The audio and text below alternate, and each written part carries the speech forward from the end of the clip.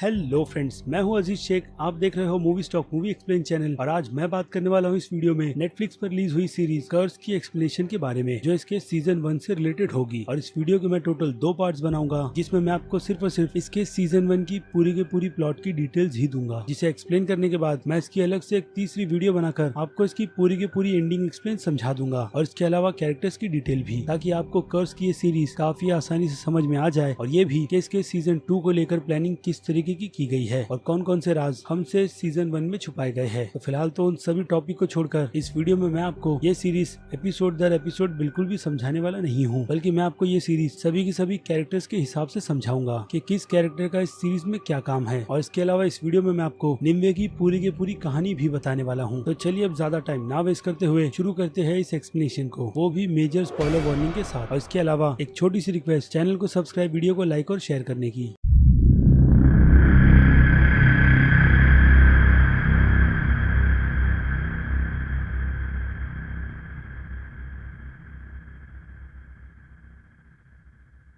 So friends, सबसे पहले बात कर लेते हैं अब रेड पैलेडियंस के बारे में कि असल में रेड पैलेडियंस का सीधा और साफ मकसद है पूरी दुनिया से फे जाति के लोगों को खत्म करना, जिसके लिए वो किसी भी हद तक जा सकते हैं। और रेड पैलेडियंस चर्च के कहने पर चलते हैं, जिसे पूरी तरीके से हैंडल पोप करते हैं। और पूरे के पूरे चर्च की कमांड रोम से ही हैंडल की जाती है, क्योंकि रोम इस टाइम पीरियड में ईस्ट इंडिया कंपनी की ही तरह था, जो पूरी दुनिया में अपना राज फैलाना चाहता था। और इसके अलावा रेड पैलेडियंस से सबसे ज्यादा खतरनाक है ट्रिनिटी गार्ड्स, जो दिखने में कुछ इस तरीके के है, जो अगर इकट्ठा होकर किसी पर भी वार करे तो जल्द ही इंसान बच नहीं सकता। और आ जाए पोप पर, तो पोप के कैरेक्टर को देखकर ऐसा लगता है कि पोप पर किसी न किसी तरीके का श्राप है, लेकिन इसकी कोई भी ऐसी डिटेल फिलहाल तो इसके सीजन 1 में दी नहीं गई, बट फिर भी एक छोटा सा गेस तो किया जा सकता है। और आ जाए फादर कार्टर पर, तो फादर कार्टर से वो बहुत ही ज्यादा नफरत करते हैं, क्योंकि फादर कार्टर काफी छोटे विलेज से बिलोंग करता है, जहाँ से वो किसी भी कीमत से निकलना चाहता था, जिसके बाद उसे फादरियों ने अपनाया। बट फिर भी फादर कार्टर पोप के दिल में अपनी जगह नहीं बना पाया, जिसके बाद उसने अहिंसा का रास्ता चुना, यानी कि यही फे जाति के लोगों को मारना, जो कि चर्च की नजर में सीधे शैतान है, क्योंकि ये लोग काफी सारे मैजिक्स कर सकते हैं। इसके अलावा काफी सारे किंग्स इन मैजिशियन की ही सुनते हैं, खास करके मर्लिन जादूगर की। और ये चीज चर्च और चर्च के लोगों को बिल्कुल भी पसंद नहीं, इसलिए वो लोग अब इस पूरी दुनिया से फे के लोगों को खत्म करने के लिए निकल पड़े हैं, जिनमें फादर कार्टर का सबसे ज्यादा करीबी है क्रीपिंग मॉन्क, जो इन फे के लोगों को काफी आसानी से ढूंढ निकालता है। और हाँ, एक हिसाब से आप क्रीपिंग मॉन्क को फादर कार्टर का गोद लिया बेटा भी समझ सकते हो, जिसे फादर कार्टर ने भगवान की राह पर चलने के लिए चुना है, जिसे क्रीपिंग मॉन्क काफी स्ट्रिक्टली फॉलो भी करता है। तो ये बात हो गई पूरे के पूरे रेड पैलेडियंस की। अब इसके अलावा आते हैं किंग रूथर पर, जिसे ड्रैगन किंग भी कहा जाता है, जिसने अपनी माँ को ही किले में कैद कर रखा है, क्योंकि राजमाता ने कोशिश अपने ही बेटे को जहर देकर मारने की थी, जिसे पूरी तरीके से एक्सपोज करने का काम मर्लिन ने किया था। और तब से लेकर आज तक मर्लिन ही किंग रूथर का सबसे ज्यादा खास सलाहकार है। इसके अलावा मर्लिन जादू के दावे भी करता है, जिससे वो इस पूरे के पूरे राज्य को काफी ज्यादा खुशहाल बनाकर रखेगा। बट ऐसा कुछ होता हुआ नजर नहीं आता, जिससे किंग रूथर भी बहुत ज्यादा नाराज है। इसलिए जब भी किंग रूथर ऐसी किसी मुसीबत में फंसता है जहाँ पर उसे कुछ भी समझ नहीं आता, तो वो इन सब का सोल्यूशन ढूंढने के लिए अपनी मॉम के पास ही जाता है, जो उसे सलाह देती है। और यहीं से एक रूमर भी निकल कर आती है। रूमर ये कि किंग रूथर इस किंगडम का असली राजा नहीं है, जिसकी सच्चाई खुद राजमाता और मर्लिन को पता है। लेकिन ऐसा कोई भी गवाह जिसने उस टाइम पर बच्चे की डिलीवरी की थी जिंदा बिल्कुल भी नहीं है। बट मर्लिन के अकॉर्डिंग ऐसा कोई है, जिससे राजमाता भी डरती है। और इसी रूमर के चलते आइस किंग ने भी यहाँ पर एंटर कर लिया है, जो उथर को उसकी राजगद्दी से हटाकर खुद उस गद्दी पर बैठना चाहता है, जिसे आइस किंग भी कहा जाता है, यानी कि एक वाइकिंग, जो रिश्ते में उथर का चचेरा भाई भी लगता है। और उसने कुछ बंदरगाह पर कब्जा कर अपना हक जमाना शुरू भी कर दिया है, जहाँ पर वो अपनी पूरी की पूरी फौज और 3 बेटियों के साथ आया है, जिसमें से वाइकिंग की सबसे ज्यादा खास बेटी है आइडिस। तो देखा जाए तो जिस तरीके से आइस किंग उथर के पीछे पड़ा है, वैसे ही रेड स्पीयर नाम की एक लुटेरी कम्बक यानी कि आइस किंग को जान से मारना चाहती है, और उसकी थ्रोन पर वो अपना हक क्लेम करना चाहती है। तो अगर रेड स्पीयर के कैरेक्टर की बात करें, तो रेड स्पीयर आइस किंग की सबसे वफादार वॉरियर थी, यानी कि उसकी सबसे करीबी। और ये चीज आइडिस को बिल्कुल भी पसंद नहीं आ रही थी, जिसके बाद उसने एक चाल चली और अपने पिता आइस किंग को रेड स्पीयर के अगेंस्ट कर दिया, जिसके बाद उसे बंदी बना लिया गया। और वहाँ से जैसे तैसे कर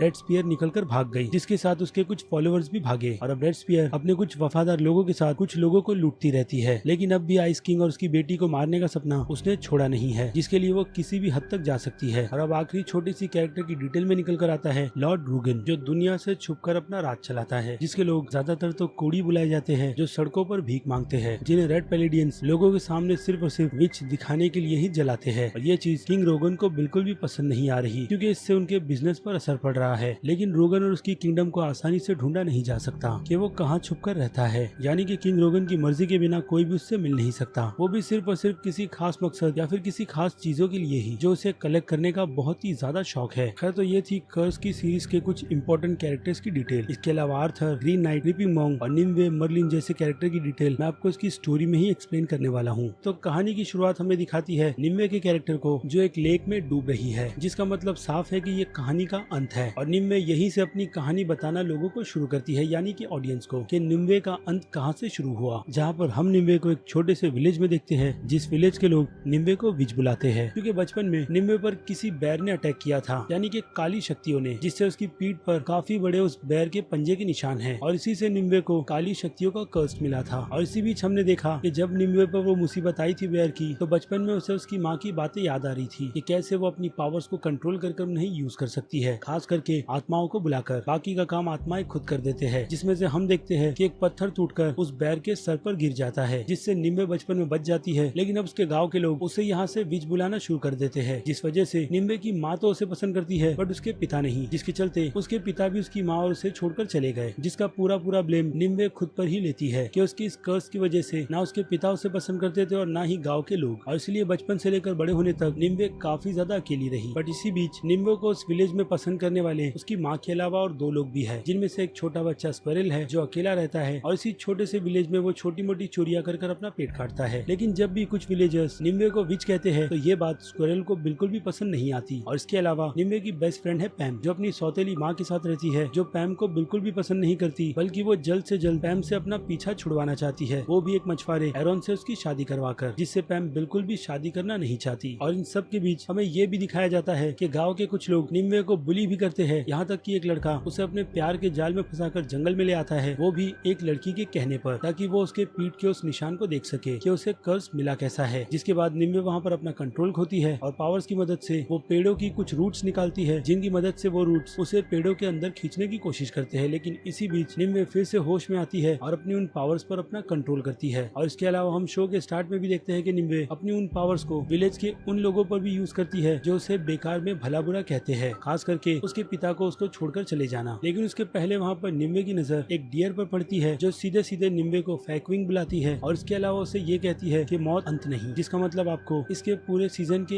एंड होने से पहले समझ आ जाएगा, क्योंकि जिस तरीके से उस डियर को एरो से मारा जाता है, कुछ वैसा ही सीन हमने इस शो के स्टार्ट में देखा, यानी कि निम्वे की लेक में डूबती हुई मौत, और वहाँ पर भी उसे एक एरो ही लगा था। तो अब आ जाए फिर से स्टोरी पर, जहाँ पर निम्वे की माँ पहुंचकर उसे उसकी पावर पर कंट्रोल करने के लिए कहती है, जिसके बाद वो उसे एक फ्यूनरल अटेंड करने के लिए कहती है, जिन्हें स्काईस्पोक कहा जाता है। और अभी अभी उनके एक ऐसे ही लीडर की मौत हुई है, जिसके जलने से उनकी आत्मा बाहर निकलती है उनके शरीर से, और वो इनमें एक लीडर चुनती है, यानी कि एक प्रधान, जो और कोई नहीं बल्कि निम्वे होती है। बट फे जाति के लोग, आई मीन स्काईफोक, ऐसा बिल्कुल भी नहीं होने देना चाहते, क्योंकि अभी मैंने आपको बताया कि निम्वे कर्स्टेड है और गाँव के लोग उसे बिल्कुल भी पसंद नहीं करते। जिसके बाद निम्वे इस पद से सीधे मना कर देती है, क्योंकि उसे इन सब में बिल्कुल भी इंटरेस्ट नहीं, और वो इस बात से सीधा गुस्सा होकर अपने इस विलेज को छोड़ने के रास्ते पर निकल पड़ती है, जिसके बारे में पहले तो उसे उसकी माँ मना करती है और उसकी दोस्त पैम भी। बट निम्वे इन सब में बिल्कुल भी इंटरेस्टेड नहीं है, इसीलिए वो एक शिप पकड़कर इस सिचुएशन से भागना चाहती है। लेकिन जैसे ही वो शिप के लिए इस विलेज के छोटे से बंदरगाह पर जाती है, तो वहाँ पर उसे फांसी पर लटकी हुई एक औरत दिखाई देती है, जो कि एक विच है, और विचेस को ऐसे ही मारा जा रहा है, जो कि रेड पैलेडियंस मार रहे हैं। बट वहाँ पर निम्वे को ऐसी कोई भी शिप नहीं मिलती, क्योंकि वो शिप अब अपने सफर के लिए निकल चुकी है और अब 6 महीने बाद ही आएगी, यानी कि निम्वे को अपने इस विलेज में और 6 महीने रुकना होगा, जिससे पैम भी बहुत ज्यादा खुश है। और निम्वे के विलेज पर आ जाए तो उस विलेज में मूनबिंग की जाति की एक बच्ची को लाया गया है, जिसे रेड पैलेडियंस ने मार दिया और उसके पूरे के पूरे विलेज को भी जला दिया। और वो लोग ऐसे ही काफी सारे फे जाति के लोगों को ढूंढ रहे हैं, ताकि सभी को खत्म किया जा सके। वेल, रेड पैलेडियंस का नाम यहाँ पर बहुत ज्यादा आएगा, जिनके बारे में मैं आपको आगे बताऊंगा, क्योंकि यहाँ पर बात चल रही है सिर्फ और सिर्फ निम्वे के कैरेक्टर, जिसके बाद ये कैरेक्टर बाकी दूसरे कैरेक्टर से मिल जाएगी। इसीलिए निम्वे की बाकी स्टोरी मैं उन सभी दूसरे कैरेक्टर्स के साथ में कंटिन्यू करूंगा। बट पहले आते हैं निम्वे की पूरी ओरिजिन पर, जहाँ पर निम्वे की मुलाकात मार्केट में घूमते हुए आर्थर नाम के लड़के से होती है, जो कि नाइट्स के लिए एक हिसाब से गुलामी ही कर रहा है, और वो अच्छा गाना भी गाता है, यानी कि वो नाइट्स के बारे में उन छोटे छोटे विलेजेस में गाकर बताता है कि ये नाइट्स कितने ज्यादा बहादुर है। और आर्थर ये सब कुछ सिर्फ और सिर्फ अपने पिता का कर्ज उतारने के लिए कर रहा है। बट इसी चक्कर में जब आर्थर निम्वे को एक ड्रिंक ऑफर करता है, तो उस बार में आर्थर को आर्थर के साथी ढूंढते हुए आ जाते हैं, यानी कि कुछ वॉरियर नाइट्स, जो निम्बे को वहाँ पर देखकर पहले तो उसे बुली करने की कोशिश करते हैं। जिसके बाद पैम निम्बे को अपने साथ वापस गाँव चलने के लिए कहती है। जिसके बाद निम्बे पैम की बात बिल्कुल भी नहीं सुनती और उन नाइट से शर्त लगा बैठती है, जिस शर्त को वो मैजिक की मदद से जीतती भी है। जिसके बाद वो नाइट गुस्सा हो जाता है और फिर से उसे उस खेल को खेलने के लिए कहता है। जिसके बाद वो नाइट ये नोटिस कर लेता है कि एक्चुअल में निम्बे एक विच है। जिसके बाद वो नाइट जोर जोर से निम्बे को इसी नाम से बुलाने लगता है, जो नाम रेड पैलेडियंस के कुछ लोग भी सुन लेते हैं। जिसके बाद वो लोग निम्बे और उसकी दोस्त का पीछा करना शुरू कर देते हैं कि वो लोग रहते कहाँ पर है, और जैसे जैसे निम्बे जंगलों के बीच जाकर छुप जाती है। जिसके बाद वहाँ पर आर्थर भी आ जाता है उन दोनों का साथ देने के लिए, और रात ज्यादा होने के कारण निम्बे और उसकी दोस्त आर्थर के साथ ही वहीं जंगल में रुक जाती है, जहाँ पर आर्थर निम्बे को शॉर्ट फाइट सिखाता है। जिस फाइट के दौरान निम्बे को कुछ विजन्स आते हैं जो सीजन 2 और इस पूरे सीजन के लिए बहुत ज्यादा इंपॉर्टेंट है, जैसे कि निम्बे का लेक में डूबना, उसे एक्सकैलिबर स्वॉर्ड दिखना, इसके अलावा जीसस का क्रॉस जो कि ऑब्वियसली रेड पैलेडियंस का सिंबल है, उसके बाद एक फायर फ्लेम, शैडो किंग और एक स्पाइडर। लेकिन इन सब के बीच जो चीज ज्यादा इंपॉर्टेंट है वो है झाड़ियों के बीच किसी का फंसा होना। और ऑब्वियसली ये सारी की सारी डिटेल्स मैं आपको इस वीडियो में बिल्कुल भी एक्सप्लेन नहीं करने वाला, क्योंकि यहाँ पर मैं आपको सिर्फ स्टोरी का पूरा रिकेप दे रहा हूँ। और रही बात इसकी एंडिंग एक्सप्लेन की, तो उसकी एक अलग वीडियो बनाकर मैं आपको उसकी पूरी की पूरी डिटेल दे दूंगा, जिस वजह से आपको ये शो सच में बहुत ही ज्यादा आसान लगेगा और सारे के सारे कैरेक्टर्स भी। आते हैं फिर से स्टोरी पर, जिस विजन की वजह से मर्लिन नाम के कैरेक्टर को भी यहाँ पर कुछ विजन आते हैं, और ऑब्वियसली इस कैरेक्टर के बारे में मैं आपको आगे बताने वाला हूँ। आते हैं फिर से निम्बे पर, जो सुबह उठकर अपनी फ्रेंड के साथ सीधे अपने विलेज पहुंच जाती है, वो भी आर्थर के उठने से पहले। जहाँ पहुंचते के साथ में ही उसे तबाही नजर आती है, यानी कि उसके पूरे के पूरे विलेज को जला दिया गया है और विलेज के सभी फे लोगों को मारा जा रहा है, जो और कोई नहीं बल्कि रेड पैलेडियंस कर रहे हैं। जिसके बाद वो वहाँ पर अपनी मॉम और स्क्वेरल को ढूंढने के लिए जाती है, और इसी बीच उसकी दोस्त पैम को भी कुछ रेड पैलेडियंस अलग कर देते हैं उससे। और जैसे तैसे निम्बे खुद को छुपाते हुए पहले तो स्क्वेरल को बचाती है, और उसकी नजर वहाँ पर वीपिंग मॉन्क पर भी पड़ती है, जो रेड पैलेडियंस का सबसे खास वॉरियर है और बहुत ज्यादा पावरफुल भी, जिसके किस्से इन सभी के बीच बहुत ज्यादा मशहूर है। और फिर निम्बे जैसे ही स्क्वेरल को वहाँ से भगाती है, तो एक रेड पैलेडियंस उसे पकड़कर सीधे फादर के पास ले आता है, जो उसे सीधे जलाने का ऑर्डर दे देते हैं, जिसे जलाने से पहले ही कुछ फेयर के लोग रेड पैलेडियंस पर हमला कर देते हैं। जिसका मौका देखकर निम्बे सीधे वहाँ से एक केव की तरफ भागती है, जो कि फे के लोगों का एक टेम्पल है, जहाँ पर उसकी मॉम की हालत बहुत ज्यादा बुरी है, जो बस कुछ ही देर में अपना दम तोड़ने वाली है। लेकिन निम्बे की माँ मरने से पहले अपनी बेटी को एक स्वॉर्ड देती है और उसे इस स्वॉर्ड को सीधे मर्लिन को देने के लिए कहती है, बाकी और किसे भी नहीं। इतना कहकर निम्बे की माँ उसे वहाँ से जाने के लिए कहती है। जिसके बाद वहाँ पर एक रेड पैलेडियन आता है और निम्बे की माँ को उसके सामने ही मार देता है। जिसके बाद निम्बे वहाँ से सीधे जंगलों की तरफ भागती है, जहाँ पर उसके पीछे कुछ वुल्फ्स को भेज दिया जाता है। जिसके बाद निम्बे एक पत्थरों के ऊपर जाकर खड़ी हो जाती है, जहाँ से वो ज्यादा टाइम तक बच नहीं सकती, क्योंकि वुल्फ कभी भी ऊपर चढ़कर उसे मार देंगे। जिसके बाद निम्बे अपनी माँ की दी गई उस तलवार को बाहर निकालती है, जो कि एक्सकैलिबर है, और उसकी मदद से वो सारे के सारे वुल्फ को वहाँ पर काफी आसानी से मार देती है, क्योंकि ये शॉट सच में बहुत ज्यादा पावरफुल है। और सुबह के वक्त भी निम्बे के पीछे एक रेड पैलेडियन लग जाता है, तब जब निम्बे स्क्वेरल को ढूंढकर उसे छुपने के लिए कहती है, बट जैसे ही वो रेड पैलेडियन निम्बे का गला दबाकर उसे मारने वाला होता है, तो निम्बे अपनी पावर को अनलीज करती है गुस्से के चलते, जिस वजह से ट्रीज की काफी सारी रूट्स निकलकर उस पैलेडियन को बहुत ज्यादा तकलीफ देती है, क्योंकि वो सारी की सारी रूट्स उस पैलेडियन के शरीर के अंदर घुस जाती है। बट फिर भी वो पैलेडियन जिंदा बच जाता है, लेकिन इसके चलते निम्बे खुद को बचाने में कामयाब होती है। लेकिन उसके बाद निम्बे एक्सकैलिबर को धोकर जैसे ही स्क्वेरल को ढूंढने के लिए आती है, तो वो उसे वहाँ नहीं मिलता, क्योंकि स्क्वेरल अब क्रीपिंग मॉन्क के कब्जे में है, जो उसे ट्रैप बनाकर यूज करना चाहता है बाकी फे के लोगों को मारने के लिए, जिन्हें वो काफी आसानी से मार भी देता है। और स्क्वेरल को छोड़ देता है ये कहकर कि वो बाकी फे लोगों को बता दे कि वीपिंग मॉन्क उन सभी को भी ऐसे ही मार देगा। लेकिन देखा जाए तो हमें यहाँ पर पता चलता है कि वीपिंग मॉन्क बच्चों को नहीं मारता। तो फिर से आ जाए निम्बे पर, तो निम्बे खुद को बचाते हुए एक छोटे से टाउन की तरफ पहुंचती है, जहाँ पर अंदर एंट्री करने के लिए वो एक दांत के डॉक्टर के साथ बैठ जाती है और उससे अपनी मदद करने के लिए कहती है। जिसके बाद कुछ गार्ड उसे वहीं पर रोकते हैं रेड पैलेडियंस के साथ खड़े हुए, जिनमें से एक रेड पैलेडियंस उस डॉक्टर को अंदर जाने की परमिशन देता है। लेकिन तब जब वो उनके सामने निम्बे के उस दुखते हुए दांत को बाहर निकालेगा, तो और वो डॉक्टर ऐसा ही करता है, जिसके चलते उन्हें अंदर जाने की परमिशन मिल जाती है और निम्बे यहाँ अंदर जाकर सीधे आर्थर से मिलती है। लेकिन उससे पहले एक नोटिस भी जारी कर दिया गया है, जो रेड पैलेडियंस ने लगाया है, और इसी के साथ साथ निम्बे को अब एक नाम भी मिला है, जो कि है वुल्फ ब्लड बिच, क्योंकि उसने रेड पैलेडियंस के वुल्फ को काफी आसानी से मार दिया है। यानी कि वो अब रेड पैलेडियंस के लिए बहुत बड़ा खतरे का विषय है, जिसे जल्द से जल्द ढूंढकर उन्हें मारना है, वरना अगर ये रूमर बाहर तक पहुंच गई, जैसे कि रोम तक, तो उनके लिए बहुत बड़ी मुसीबत भी क्रिएट हो सकती है, क्योंकि लोग इस नाम से बहुत ज्यादा डरने लगे हैं, और ये चीज आगे चलकर फादर को बहुत ज्यादा भारी पड़ेगी, जिसके बारे में मैं आपको आगे बताऊंगा। बात है फिर से निम्बे पर, जिसकी मुलाकात वहाँ पर आर्थर से हुई है, और वो आर्थर को सारी की सारी सिचुएशन एक्सप्लेन करती है। जिसके बाद वहाँ पर वही नाइट्स आ जाते हैं जिनकी वजह से निम्बे फंसी थी, और अब वो नाइट निम्बे से वो स्वॉर्ड चाहता है, यानी कि एक्सकैलिबर, जिसे निम्बे देने से मना कर देती है। और हम यहाँ पर नोटिस करते हैं कि निम्बे को इन चीजों से बहुत बहुत ज्यादा गुस्सा आया हुआ है, जिसके चलते निम्बे उस शख्स का एक हाथ वहीं पर काट देती है। जिसके बाद आर्थर उसे लेकर उस टाउन से सीधे कहीं बाहर भाग जाता है, बट वो लोग ज्यादा टाइम तक बिल्कुल भी सेफ नहीं है। और हम यहाँ पर देखते हैं कि आर्थर को वो तलवार बहुत ज्यादा पसंद आई है, जिसके बाद वो निम्बे से उस तलवार को खरीदने की जिद करता है, बट निम्बे उससे वो स्वॉर्ड बिल्कुल भी नहीं देती, बल्कि ये बताती है कि उसकी मॉम ने मरते वक्त उसे मर्लिन को इसे देने के लिए कहा था, जो कि एक महान जादूगर है, न कि किसी आरे गहरे को। जिसके बाद आर्थर उस टॉपिक को वहीं पर छोड़कर निम्बे को सो जाने के लिए कहता है और रात के वक्त वो निम्बे को एक चर्च ले जाता है, जहाँ से निम्बे से वो स्वॉर्ड चुराकर उसे वहीं पर छोड़कर चला जाता है, मार्गरेट नाम की नन को उसकी रिस्पॉन्सिबिलिटी देकर कि वो जल्द ही वापस आ जाएगा। और अब जहाँ पर आर्थर ने निम्बे को छोड़ा था, निम्बे एक ऐसे चर्च में है जिस पूरे के पूरे चर्च को रेड पैलेडिन्स ने घेर लिया है, बट वो लोग यहाँ पर निम्बे को ढूंढने नहीं बल्कि शरण लेने के लिए आए हैं, क्योंकि उनमें से काफी सारे रेड पैलेडियंस जख्मी है, खास करके उनमें से एक रेड पैलेडियंस जिस पर निम्बे ने हमला किया था और उसकी हालत बहुत ज्यादा सीरियस है, और अगर उसे टाइम पर बचाया नहीं गया तो इसकी सजा चर्च में रह रही उन नन्स को मिलेगी। जहाँ पर आँख खुलते के साथ में निम्बे की नजर आयरिश नाम की नन पर पड़ती है, जिस कैरेक्टर से आपको बहुत ज्यादा गुस्सा भी आएगा, और एक हिसाब से उसकी स्टोरी भी कुछ अलग सी ही है। खैर, तो अब जैसे जैसे यहाँ से निम्बे भागना चाहती है, जो फिलहाल तो अभी मुमकिन नहीं। जिसके बाद मॉर्गेना उसे थप्पड़ मारकर ये समझाती है कि वो उसके साथ रहेगी तो ठीक रहेगी, और फिर उसके कपड़े चेंज किए जाते हैं सिस्टर नूरा के कहने पर, ताकि पैलेडियंस की नजर उस पर ना पड़े। और इन सब के बीच निम्बे उन रेड पैलेडियंस पर नजर भी रखती है, जिसके बाद वो सुनती है कि रेड पैलेडियंस उसकी जान के पीछे पड़े हैं, और उस स्वॉर्ड के भी, जो एक राजा चुनेगी। इसलिए उस स्वॉर्ड को और विच को ढूंढकर खत्म करना है, जिसकी पूरी रिस्पॉन्सिबिलिटी चर्च की है। और यहाँ तक कि उनके पास एक मैप भी है, जिस मैप में फे जातियों के लोगों का ठिकाना छुपा हुआ है। जिसके बाद निम्बे मौका देखकर उस मैप को ढूंढती है और उन्हें लाकर जला देती है। बट इसी बीच क्रीपिंग मॉन्ग ने ये पता लगा लिया है कि विच इसी चर्च में छुपी हुई है, जिसे बाद में फादर ढूंढने का सीधे ऑर्डर दे देते हैं। वो भी सिस्टर नोआ के पास जाकर ये कहकर कि सारी की सारी नन्स को एक जगह इकट्ठा किया जाए, ताकि उनमें से उस विच को ढूंढा जा सके। जिसके बाद सिस्टर नूरा सभी की सभी नन्स को जमा होने का ऑर्डर देती है, बट वो फादर को ये नहीं बताती कि अभी हाल ही में कोई नई नन यहाँ पर भर्ती हुई है या नहीं। और गेस व्हाट, इसी बीच हमें एक छोटा सा कैमियो फ्रैंक मिलर का भी नजर आता है, जिन्होंने कर्स की पूरी कहानी को थॉमस मिलर के साथ मिलकर लिखा है। खैर, तो आते हैं फिर से कहानी पर, जहाँ पर उस रेड पैलेडिन का इलाज करते हुए मार्गरेना को एक सिंबल दिखता है, जो सिंबल एक निशानी है उसके यहाँ से निकलने का। लेकिन अगर रेड पैलेडियंस को इसके बारे में पता चला तो वो लोग मार्गरेना को विच समझकर जला देंगे, और मॉर्गेना की गर्लफ्रेंड ऐसा बिल्कुल भी नहीं चाहती। जिससे बात करते हुए निम्बे ने उसे देख लिया है, क्योंकि सिस्टर नूरा ने निम्बे को यहाँ पर मॉर्गेना को ढूंढने के लिए भेजा था। जिसके बाद मॉर्गेना निम्बे को अपना मुंह बंद रखने के लिए कहती है। और दूसरी तरफ बात करें सिस्टर नूरा की, तो सिस्टर नूरा को ये बात पता चल गई कि निम्बे ही वो विच है जिसे रेड पैलेडियंस ढूंढ रहे हैं, क्योंकि निम्बे उस रेड पैलेडियन को जो दवाइयाँ लगाती है वो सारी की सारी फे जातियों की लोगों की दवाइयाँ होती है, जिसे देखते के साथ में ही सिस्टर नूरा पहचान लेती है। लेकिन फिर भी वो इन सभी को इग्नोर कर निम्बे की मदद कर रही है, यानी कि यहाँ से भगाने की तैयारी, जो कि मॉर्गेना काफी आसानी से कर सकती है, क्योंकि अब उन लोगों के पास ज्यादा टाइम बिल्कुल भी नहीं है। और अब उन दोनों को वहाँ से भागने के लिए उसी हॉस्पिटल का रास्ता चाहिए जहाँ पर वो रेड पैलेडियन जख्मी पड़ा है, जो होश में आते के साथ में ही निम्बे पर पॉइंट आउट करता है। लेकिन मॉर्गे मौका देखकर उसे जहर सुंघा देती है और उस शख्स की वहीं पर मौत हो जाती है, जिस वजह से मॉर्गेना को वहाँ से निकलने का मौका मिल जाता है। और वो दोनों एक तहखाने की तरफ जाते हैं चर्च के, जहाँ पर मॉर्गेना उसे नाव में बिठाकर वहाँ से निकलवा देती है और खुद को जंगल के बीच जाकर जख्मी कर देती है, ताकि वो वापस आकर ये कहे कि उसे उस विच ने जख्मी कर दिया, जिस बात पर फादर भी भरोसा कर लेते हैं। बट इन सब के बीच आयरिश को उसकी बातों पर बिल्कुल भी भरोसा नहीं है, क्योंकि इसके पहले आयरिश ने सिस्टर नन को भी काफी बुरी तरीके से फंसा दिया, जिसके चलते उन्हें मौत की सजा दी गई है। क्योंकि जब सारी की सारी नन्स को एक जगह पर इकट्ठा किया गया था, आयरिश ने वहाँ पर सीधे निम्बे का नाम भी लिया था कि वो नई लड़की इसमें बिल्कुल भी शामिल नहीं है, जिस बात से फादर थोड़े बहुत इम्प्रेस हुए हैं। बट वो उसे रेड पैलेडियन बिल्कुल भी बनाना नहीं चाहते, जो कि आयरिश का बहुत बड़ा ख्वाब है। और अब लेक से चलकर निम्बे जंगलों की तरफ पहुँच गई है, जहाँ पर डीजे नाम का शख्स उसकी मदद करता है, और वह ऐसे ही बाकी फे लोगों को भी बचा रहा है जंगल में जो छुपे हुए हैं, जिनमें से स्पे जाति के लोग फिलहाल तो उसके साथ उसकी बग्गी में बैठे हैं। और ऐसी एक बग्गी में सवार लोगों को क्रीपिंग मॉन्ग ने पकड़कर मार दिया है, और यहाँ से उसे नाम मिला है डिजायर का, जो ऐसी चमड़े की काफी सारी बग्गियां चलाता है। यानी कि अगला नंबर अब डिजायर का है, जो एक चेक पोस्ट से काफी आसानी से निकल जाता है। जिसके बाद वो निम्बे को वहाँ से छोड़कर ये कहता है कि वो शाम को उसे लेक की दूसरी तरफ मिल जाएगा। और दूसरी तरफ आ जाए क्रीपिंग मॉन्ग पर, तो फादर के साथ मिलकर वो एक जगह पर खड़ा होता है, जहाँ पर उसे पेड़ों पे बने हुए कुछ सिंबल्स नजर आते हैं, जो कि फे की जाति के लोगों का एक सिग्नल है। यानी कि एक जगह जहाँ पर फे जाति के सभी लोग जमा हो रहे हैं, ताकि वो लोग उस जगह से कहीं और जा पाए जहाँ पर रेड पैलेडियंस बिल्कुल भी नहीं होंगे। और अब उस जगह को ढूंढने की जिम्मेदारी ऑब्वियसली फादर ने क्रीपिंग मॉन्ग को दे दी है। तो अब आते हैं फिर से निम्बे पर, जिसमें हम देखते हैं कि निम्बे आर्थर को ढूंढते हुए उसके अंकल के छोटे से टाउन में पहुंच गई है, ताकि आर्थर उसे उसकी एक्सकैलिबर स्वॉर्ड दे दे, जो फिलहाल तो आर्थर के पास नहीं है। तो चलिए अब यहाँ पर आर्थर की भी स्टोरी को कंप्लीट कर लेते हैं। वेल, आर्थर अपने जिस टाउन से बिलोंग करता है, उस टाउन में उसके पिता और उसके खानदान की बहुत ज्यादा इज्जत थी, क्योंकि उसके अंकल को इस टाउन का लॉर्ड कहा जाता है, यानी एक हिसाब से वो इस टाउन को भी चलाते हैं। लेकिन बार में एक छोटी सी फाइट के दौरान उसके पिता की वहीं पर मौत हो जाती है, जहाँ पर उसके पिता बार की एक लड़की को बचा रहे थे और उसके पिता मरते वक्त आर्थर को यही कहते हैं कि वो उसके खानदान का नाम कभी भी ना डुबाए, बल्कि वो उसके खानदान को और मान सम्मान के साथ लोगों के बीच में रखे। बट आर्थर की उम्र उस टाइम पर बहुत ज्यादा छोटी थी, जिसके चलते उसके पिता का लिया गया कर्ज उस पर आ गया, जिसे चुकाने के लिए उसे बचपन से ही बहुत ज्यादा मेहनत करनी पड़ी। बट इसी बीच उसके अंकल ने उसकी बहन को उठाकर सीधे एक चर्च भेज दिया, यानी कि जो चर्च में हमने मॉर्गेना का कैरेक्टर देखा वो असल में आर्थर की बहन है, जो अपने भाई से थोड़ी बहुत नफरत करती है क्योंकि बचपन में उसके भाई ने उसे बचाया नहीं। जो बात बाद में आर्थर अपनी बहन को भी कहता है कि उस टाइम पर वो छोटा था, यानी कि लाचार, जो कुछ भी नहीं कर सकता, और अब आर्थर को यही मान सम्मान फिर से वापस चाहिए। इसलिए उसने निम्बे की उस शॉट को चुराया ताकि वो अपने अंकल के टाउन में जाकर नाइट की प्रतियोगिता में हिस्सा ले सके, जिसके बाद उसे इस टाउन का नाइट बना दिया जाएगा और उसकी खोई हुई इज्जत उसे फिर से मिल जाएगी। बट देखा जाए तो आर्थर ने यहाँ पर उस शॉट को ईमानदारी से कमाया नहीं बल्कि चोरी किया है, जो बात अगर उसके अंकल को पता चली तो बिल्कुल भी अच्छा नहीं होगा। लेकिन फिलहाल तो उसके अंकल को ये सारी बातें पता नहीं चलती, क्योंकि उसके आंट के कहने पर आर्थर को उसके अंकल उसके टाउन में घुमाना शुरू कर देते हैं, जहाँ पर टाउन में वो खबर कुछ नाइट्स को पता चल जाती है जो नाइट्स आर्थर को ढूंढ रहे हैं। जिसके बाद वो वहाँ पर पहुंचकर उसके अंकल को सब कुछ बता देते हैं, जो बात आर्थर को बिल्कुल भी पसंद नहीं आती। जिसके बाद वो शॉट को हाथ में लेकर काफी ज्यादा गुस्सा हो जाता है और उनमें से एक नाइट का कत्ल कर देता है। जिसके बाद आर्थर को पकड़ लिया जाता है, जो कि ऑब्वियसली रेड पैलेडिन्स ही पकड़ते हैं, और आर्थर को सजा देकर सीधे रेड पैलेडिन्स के पास ले जाया जाता है ताकि उसका फैसला वहाँ पर किया जा सके। और जी हाँ, रेड पैलेडिन्स के पास वो शॉट भी है, यानी कि एक्सकैलिबर, जिनसे मौका देखकर आर्थर अपनी जान छुड़ाता है और उस बग्गी से वहाँ से कूदकर निकल जाता है और सीधे अपने टाउन आ जाता है, जहाँ पर उसकी मुलाकात ऑब्वियसली निम्बे से होती है, जिस पर निम्बे बिल्कुल भी भरोसा नहीं करती। लेकिन फिर भी आर्थर उसके साथ आता है, जहाँ पर निम्बे डेजर के कहने पर उसकी लोकेशन पर आती है, जहाँ पर पहुँचने के साथ में ही वो देखती है कि डेजर, उसकी वाइफ और कुछ लोगों को मार दिया गया है। और वहीं पास में रेड पैलेडिन्स की बग्गी भी खड़ी होती है, जिसमें उसे एक्सकैलिबर मिल जाती है, जिसे लेकर वो और भी ज्यादा गुस्से में हो जाती है और सीधे लेक में कूदकर वो सारे के सारे बचे हुए रेड पैलेडिन्स को मार देती है, जिनमें से एक रेड पैलेडिन्स निम्बे को डुबाकर मारने की कोशिश करता है, बट लेकिन आर्थर वहाँ पर टाइम पर पहुंचकर उसे बचा लेता है। जिसके बाद निम्बे वहाँ पर सर्व जाति की उस बच्ची को लेकर सीधे जंगलों की ओर बढ़ती है और उसे वही जंगलों के बीच वैसे ही लोगों नजर आते हैं, जिन निशान की मदद से वो सीधे पे जातियों की लोगों की लोकेशन पर पहुंच जाती है, जहाँ पर और भी काफी सारे लोग छुपे हुए हैं। और दूसरी तरफ फादर और क्रीपिंग मॉन्ग ने अपने लोगों की मौत देखी है, यानी कि रेड पैलेडिन्स की मौत, जिनसे अब फादर बहुत ही ज्यादा गुस्सा है और वो अब किसी भी कीमत में निम्बे को ढूंढकर उसे खत्म करना चाहते हैं, ताकि ये किस्सा यहीं पर खत्म हो जाए। वरना ये चीज अगर रोम तक पहुंच गई तो ऑब्वियसली उन्हें बहुत ही ज्यादा मुश्किलों का सामना झेलना पड़ेगा, और ऐसा होता भी है, क्योंकि रोम से सीधे पोप यहाँ पर आए हैं, जो फादर कार्डर की खबर लेते हैं, यानी कि उनकी इंसल्ट और उन्हें उनकी औकात दिखाते हैं कि अगर जल्द से जल्द चीजों को ठीक नहीं किया गया तो हालात उनके लिए बिल्कुल भी अच्छे नहीं होंगे। यानी कि हो सकता है कि पोप उन्हें ट्रिनिटी गार्ड से कहकर मरवा दे, जो रेड पैलेडिन्स में सबसे ज्यादा पावरफुल है, जिन्हें हराना लगभग ना के बराबर है अगर उनकी संख्या बहुत ज्यादा हुई तो। क्योंकि फादर कार्डर ने निम्बे को एक नाम भी दिया है, जो नाम अब सीधे रोम तक पहुंच गया है, और ऑब्वियसली ये नाम वुल्फ ब्लड विच का है। और इसके अलावा उसके किस्से भी अब लोगों के बीच मशहूर होते जा रहे हैं, जो चर्च के लिए चिंता का विषय है। जिसके बाद फादर कार्डर अपना ये सारा का सारा गुस्सा ऑब्वियसली क्रीपिंग मंक पर निकालते हैं कि वो जल्द से जल्द उस विच को ढूंढ क्यों नहीं पा रहा। और अब बात करते हैं इस शो की सबसे क्रीपी कैरेक्टर नन आयरिस के बारे में, जिसने पहले ही अपनी हरकतों से सिस्टर नूरा को मरवा दिया, और इसके अलावा उसका सपना है रेड पैलेडिन्स में शामिल होने का, जिसके लिए वो किसी भी हद तक जा सकती है। और इसीलिए उसका सबसे पहला शक और किसी पे नहीं बल्कि मॉर्गेना पे जाता है, जो उस विच के हाथों बचकर कैसे निकल कर आ गई, क्योंकि विच ने बस उसे एक पत्थर मारकर ही छोड़ दिया, क्योंकि अगर विच चाहती तो वो उसे जान से मार सकती थी। बट मॉर्गेना आयरिस की उन सभी बातों का जवाब बिल्कुल भी देना नहीं चाहती। जिसके बाद आयरिस यहाँ से सीधे चर्च में प्रे करने के लिए पहुंच जाती है और दिशा दिखाने के लिए कहती है, क्योंकि मॉर्गेना ने उस चर्च की रखी हुई छोटी सी फ्लेम में अपने लॉकेट को निकालकर फेंक दिया था, जो ऑब्वियसली फायर में जलेगा नहीं, जो अब आयरिस के हाथ लग गया है, जिसकी वजह से आयरिस और भी ज्यादा आग बबूला हो जाती है और सीधे मॉर्गेना के पास पहुंच जाती है। बट मॉर्गेना उसे उसके कमरे में नहीं मिलती, क्योंकि मॉर्गेना यहाँ पर भागने की प्लानिंग कर चुकी है उसी केव के रास्ते से, ताकि वो निशान के चलते सीधे फे जाति के लोगों के पास पहुंच जाए और अपने मिशन को अंजाम दे, यानी कि उन्हें प्रोटेक्ट करना। बट मॉर्गेना यहाँ से जाने से पहले अपनी गर्लफ्रेंड को भी अपने साथ चलने के लिए कहती है, जो उसे यही कहती है कि ये जगह सबसे ज्यादा सेफ है, जो फिलहाल तो मॉर्गेना की गर्लफ्रेंड को लगता है, क्योंकि रातों रात आयरिस, जो काफी ज्यादा छोटी दिखती है, वो पूरे के पूरे चर्च को जला देती है और रेड पैलेडिन के स्टाइल में वो उस चर्च से सीधे अपने मिशन के लिए निकल पड़ती है, यानी कि रेड पैलेडिन्स में शामिल होने के लिए। जहाँ पर पहले तो उसे कुछ रेड पैलेडिन्स मिलते हैं, जिनसे वो ये पूछती है कि वो उनके इस ब्रदरहुड में शामिल कैसे हो सकती है। जिसके बाद उसे एक रेड पैलेडिन यही कहता है कि अगर वो निम्बे यानी कि उस विच को मार देगी तो ही उसे इस ब्रदरहुड में आने का मौका मिल जाएगा। यानी कि अब सिस्टर आयरिस के पास एक ही मिशन है निम्बे को मारने का, जिस पर वो ऑब्वियसली निकल चुकी है। तो अब यहाँ पर सिस्टर आयरिस की बात कर ले तो सिस्टर आइरिस जैसी ही पैदा हुई थी तो उसके पिता उसे बिल्कुल भी नहीं चाहते थे, क्योंकि उसके पिता को एक लड़का चाहिए था जो उन्हें मिला नहीं। खैर तो उसके बाद जब आइरिस जंगल के बीच बैठी होती है तो फे जाति के कुछ लोग उसके पास आते हैं जो उसे उसके साथ ले जाते हैं, जिसके बाद आइरिस वहाँ से सीधे फे जातियों के लोगों के बीच पहुँच जाती है, जहाँ पर उसकी मुलाकात सीधे सीधे निम्बे से होती है, जिसे मारने की उसने प्लानिंग बना रखी है। और इसके अलावा बात करें निम्बे की तो निम्बे वहाँ पर अकेली नहीं बल्कि आर्थर के साथ है, जहाँ पर आर्थर को फे के जाति के लोग पसंद नहीं करते, क्योंकि आर्थर एक मैन ब्लड है और ऊपर से एक मर्द भी। बट इसी बीच आर्थर की बहन मोग्रेना भी वहाँ पर है, जो ग्विजर की मदद से यहाँ पर पहुंची थी, और वो निम्बे को ये पूछती है कि उसे इस शॉट का करना क्या है, जिसके बाद निम्बे बताती है कि इस शॉट को उसकी माँ ने मर्लिन को देने के लिए कहा था, जो कि एक महान जादूगर है और ऊपर से एक जीता जाता इंसान भी। और खबर ये भी है कि मर्लिन के पास अब उसकी जादुई शक्ति बिल्कुल भी नहीं है, बट किसे नहीं पता कि मर्लिन है कहाँ पर। जिसके बाद मोर्गेना एक लेटर लिखती है मर्लिन के नाम का, जिसमें वो इस एक्सकैलिबर को शैतान का दांत कहती है, जो निम्बे के पास है, और अगर उसे वो चाहिए तो वो उसे कांटेक्ट करे। जिसके बाद वो इस लेटर को सीधे निम्बे को देती है और ये कहती है कि वो जाकर इस फेरवे जाति की सबसे ज्यादा खास सॉर्सरेस मून विंग से मिले, जो कि सिर्फ फेरवे जाति के लोगों से ही बात करती है। और वहाँ पर वो विच मर्लिन का नाम सुनकर बहुत ज्यादा चिढ़ जाती है, बट फिर भी वो उसकी मदद करने के लिए रेडी हो जाती है, क्योंकि यही एक उम्मीद है जिससे फे की जाति के लोगों को बचाया जा सकता है। फिर तो इस टॉपिक को छोड़कर आते हैं फिर से निम्बे की कहानी पर, जहाँ पर इस कहानी में एक और कैरेक्टर का नाम इंक्लूड होता है, जो कि है ग्रीन नाइट। और ग्रीन नाइट और कोई नहीं बल्कि फे के लोगों को बचाता है और उन्हें इसी ठिकाने पर लेकर आ जाता है, यानी कि वो फे के लोगों के बीच बहुत ज्यादा पॉपुलर है, और यहाँ तक कि रेड पेलिडेंस के बीच भी, जो ग्रीन नाइट को किसी भी कीमत में जिंदा पकड़ना चाहते हैं, ताकि उससे